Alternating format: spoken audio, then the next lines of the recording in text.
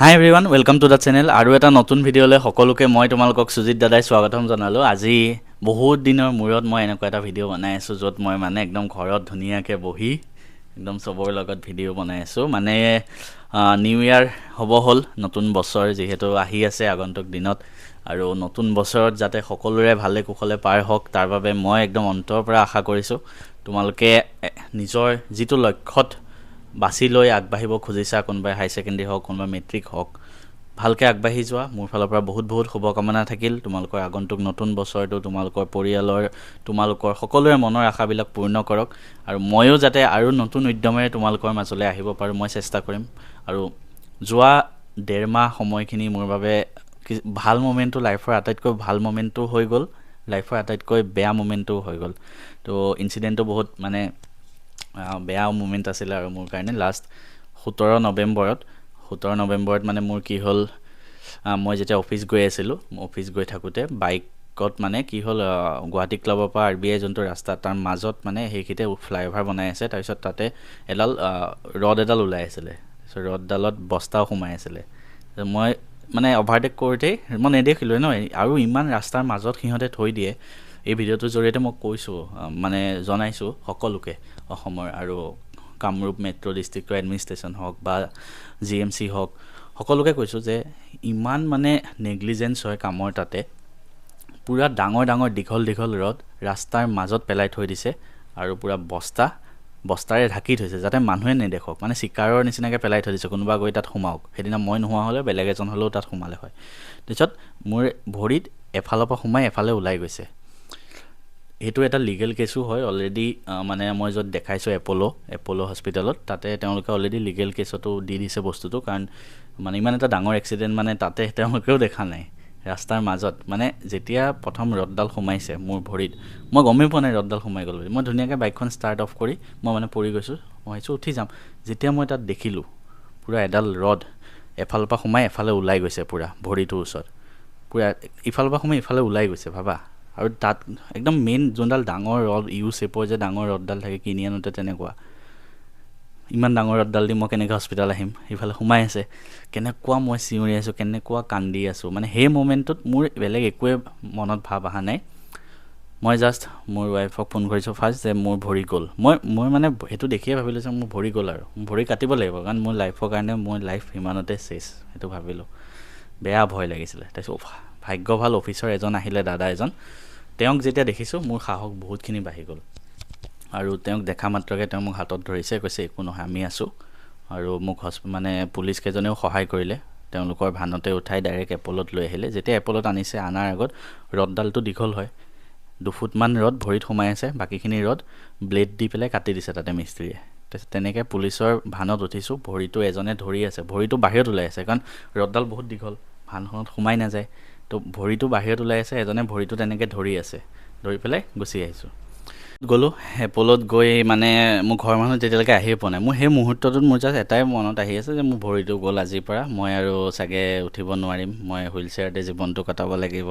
যিমান দিন থাকিলোঁ ভাল কাম কৰিম, ভাল কাম কৰিলোঁ, আৰু তোমালোকৰ কাৰণে ভাল কাম কৰিলোঁ, লাইফটো ইমানতে শেষ আৰু। তাৰপিছত মানে ডক্টৰ আহিলে, ডক্টৰে চাই কৰি লগালগ অপাৰেশ্যন থিয়েটাৰত সোমাই দিলে। মানে fortunately I am from RBI, গোটেইখিনি কাম কাজ প্ৰথমৰ পৰা শেষলৈকে আমাৰ RBI গোটেই কলিগ কেইজন আছে, তেওঁলোক আৰু ছিনিয়ৰ কেইজন, তেওঁলোকে সহায় কৰি আছে। মই একো বস্তুৱে মাথা মাৰা নাই। মেডিকেল ডিপাৰ্টমেণ্টৰ মানুহ আহিলে আমাৰ অফিচৰ, তেওঁলোকে কথা পাতিলে ডক্টৰৰ লগত, পূৰা ভালতকৈ ভাল ট্ৰিটমেণ্ট দিবলৈ। অপাৰেশ্যন ইমিডিয়েট কৰিব লাগে, অপাৰেশ্যন থিয়েটাৰত সোমোৱাই দিছে। এপ'লত পইচাৰ কোনো কথা নাই, যেনেকৈ নহওক খালি এই মানুহজন ভাল হ'ব লাগে। ভাল ডক্টৰ কেইজন লৈ আহিলে। তেতিয়ালৈকে মোৰ ঘৰৰ মানুহ কোনো আহিয়ে পোৱা নাই, প্ৰায় 12টা-1টা বাজি গ'ল। ইনচিডেণ্টটো 9:30 বজাতে হৈছে অফিচ গৈ থাকোঁতে। কাৰণ ইমান টাইম কিয় অপাৰেশ্যন কৰা নাছিলে জানে, পূৰা চুগাৰ টুগাৰ ধেৰ টেষ্ট কৰি লয় আজিকালি মানে। আৰু ফৰ্চুনেটলি মানে মোৰ একো সেনেকুৱা প্ৰব্লেম নাই, সেইবাবে জল্দি অপাৰেশ্যনত থিয়েটাৰত সোমোৱাই দিব মানে পাৰিলে।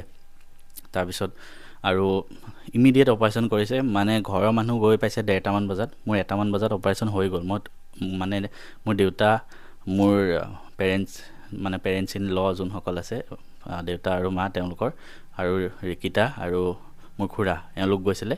তেওঁলোক গৈ পাইছে, তাৰ আগতে মোৰ অপাৰেশ্যন হৈ গ'ল, আৰু পূৰা এনেস্থেচিয়া দি লয়। তাৰপিছত মানে ডক্টৰে খালি এটাই কৈছে যে ইউ আৰ ভেৰি লাকি, মানে সেই মোমেণ্টটো তুমি বহুত লাকি বুলি কৈছে। আৰু কিয় জানানে, কাৰণ মোৰ একদম মাংসৰ ওপৰেদি সোমাই এফালে পাৰ হৈ গ'ল। তাৰ অকণমান 1 মিলিমিটাৰ ধৰা 1 মিলিমিটাৰ তলত যোৱা হ'লে মোৰ সেইটো বস্তু মানে হাৰ্ডিত লাগি গ'ল হয় বা নাৰ্ভত লাগি গ'ল হ'লে ভৰিটো পেৰালাইচিছ হৈ গ'ল হয়, ভৰিটো বেয়া হৈ গ'ল হয়।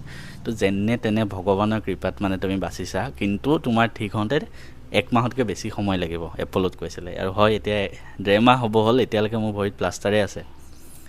তাৰপিছত প্লাষ্টাৰ হৈয়ে আৰু বিয়া মানে বেলেগ ধৰণৰ বিয়া হৈছে। আৰু প্ৰথমটো মই ভাবিছিলোঁ ঠিক হৈ যাব চাগে কেইদিনমানত, কিন্তু ডক্টৰে ক'লে, আৰু এপ'লৰ ডক্টৰটো মানে গুৱাহাটীৰ ধৰা বহুত ভাল ভাল ডক্টৰে থাকে তাতে, তো যিমান এক্সপেঞ্চিভ হয় সিমান ভাল ট্ৰিটমেণ্টটো দিয়ে তেওঁলোকে। আৰু ফৰ্চুনেটলি মোৰ যিমানখিনি টকা খৰচ হ'ল, এতিয়ালৈকে প্ৰায় 3 লাখমান টকা গৈছে। তো মানে মোৰ ফালৰ পৰা একো যোৱা নাই, আৰু বা যিমানখিনি গৈছে সেইখিনি মই পিছত ৰিইম্বাৰ্চমেণ্ট পাই যাম বাৰু। সেই মানে পইচাৰ ক্ষেত্ৰত মই চিন্তা কৰিবলগীয়া হোৱা নাছিলে, কিন্তু মোৰ জাষ্ট ভৰিটো সোনকালে ভাল হওক, মানে মই সেইটো ভাবি আছিলোঁ। ভাবিলোঁ বিয়ালৈকে ভাল হৈ যাব, কিন্তু আনফৰ্চুনেটলি বিয়ালৈকে ভাল নহ'লে। আৰু তেনেকেই বিয়া পাতিলোঁ, মানে বেলেগ ধৰণৰ বিয়া। মই এতিয়া সপ্তাহত দেওবাৰ গুৱাহাটী যাওঁ মানে ট্ৰিটমেণ্টৰ কাৰণে ডক্টৰৰ ওচৰত। তেওঁলোকেও হাঁহে, মানে তোমাৰ বিয়া বেলেগ ধৰণে হৈ গৈছে। আৰু প্লাষ্টাৰ লগাই ডাইৰেক্ট কইনা ঘৰত গুচি গৈছোঁ, গাড়ীত উঠি গৈছোঁ। মোৰ ভিডিঅ'কেইটা দেখিছে চাগে, ডাইৰেক্ট কইনা ঘৰত সোমাই কইনা ঘৰৰ একদম হোমৰ গুৰিত গৈ গাড়ী ৰখাই দিছে। তেনেকৈ বিয়া পাতিলোঁ। আৰু ৰিচিপশ্যনো তেনেকেই হ'ল, পূৰা ভৰিটো পূৰা ষ্ট্ৰেইট ৰাখিব দিয়ে। মাজে মাজে যেতিয়া ফটোকেইখন উঠে মানুহে ভৰিটো নমাই দিওঁ, বাকী ষ্ট্ৰেইট ৰাখোঁ, মানে আগত টুল এখন থাকে। চ' যোৱা সেই 1.5 মাহটো মোৰ বাবে বহুত কষ্টকৰ, কাৰণ মই এনেকুৱা এটা মানুহ যোনে এঠাইত ঘূৰি থাকি বহুত বেয়া পাওঁ। এটা জেগাৰ পৰা এটা জেগালৈ ফুৰি থাকোঁ।